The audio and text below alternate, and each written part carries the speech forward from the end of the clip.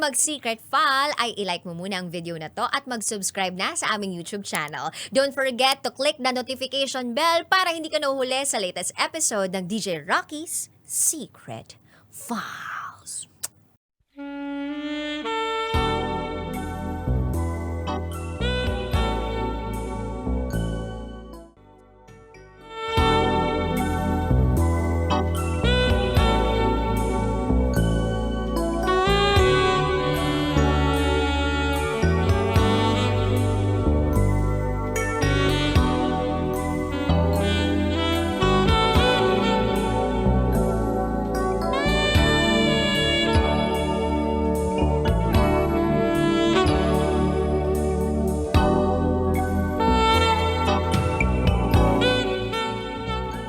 Hi, DJ Rocky at DJ Jello.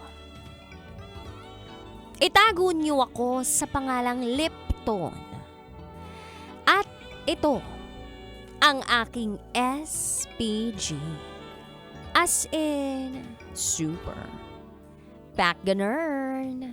Secret file. Ikakwento ko lang sana sa inyo ang nangyari sa akin kagabi habang nasa mall ako. May nakita kasi ako ron. Actually, matagal ko na itong kursunada. Nakita ko ang matagal ko nang pinapangarap na sapatos. Hindi ko na lang babanggitin yung brand para hindi tayo biased. Matagal-tagal ko na siyang tinitig-tigan. Parehas sa paa ko yung size. Size 9. Bagay na bagay sa uniform ko. Fit ako ng fit. Balik ako ng balik dun sa shop. Sa katunayan, may dala na akong pera na pambili. Kaya naman wala na akong excuse para hindi bilhin ang sapatos na yon. Ay, meron pala akong excuse. Kasi, yung perang dala ko, pang tuition ko pala yon. Kaya nag-isip ako, gagastusin ko ba yon o hindi? Ipambibili ko ba yun ng sapatos o ipambabayad sa enrollment? Nag-isip ako ng nag-isip. Naisip ko, sige, balikan ko na lang.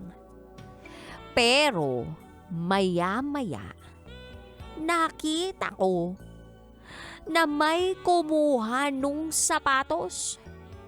Finit din niya. Narinig ko.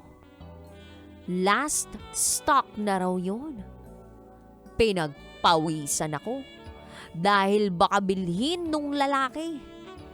Nako, trip ko pa naman talaga yung sapatos.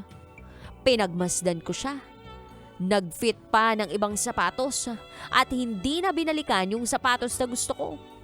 Kaya naisip ko, bahala na. Kinuha ko ang sapatos. Finit ulit at diretso ng binayaran sa cashier. Sa wakas, naiuwi ko ang sapatos na gusto ko. Pero, DJ Rocky at DJ Jello, pagdating ko sa bahay, nagtaka si Mama. May bago raw akong sapatos. Maganda at bagay raw sa akin. Pero, saan daw ako kumuha ng pambili? Inamin ko sa kanyang nagastos ko yung pang tuition ko at ipinambili ko nung sapatos. DJ Rocky at DJ Jello, naghabulan kami ni Mama ng matagal sa labas ng kalsada. Dala-dala ang walis tingting niya. Tumakbo ako papalayo at hinabol niya ako hanggang sa mapagod siya ng tuluyan. Pag-uwi ko ay dinakma niya ang patilya ko at hinila ng sobrang sakit. Buti na lang daw, may naitabi pa siyang sobra para abunuhan ng pang-enroll ko. Dahil kung wala, sigurado, hihinto ako sa pag-aaral. Nagsorry naman ako kay Mama. Sabi niya, wag na wag ko raw ulitin. Well, pinangako ko naman sa kanya na hindi na. At para makabawi, mas tataasan ko pa ang grades ko. Yun lang naman yung gusto kong ibahagi sa programa ninyo. And hindi ito yung tulad ng ine-expect ninyo. Huwag nyo na lang akong tularan ha, para safe kayo. Salamat po uli, hanggang dito na lang po. Muli, ako si Lipton. At ito, ang aking SPG, as in super, back Secret 5.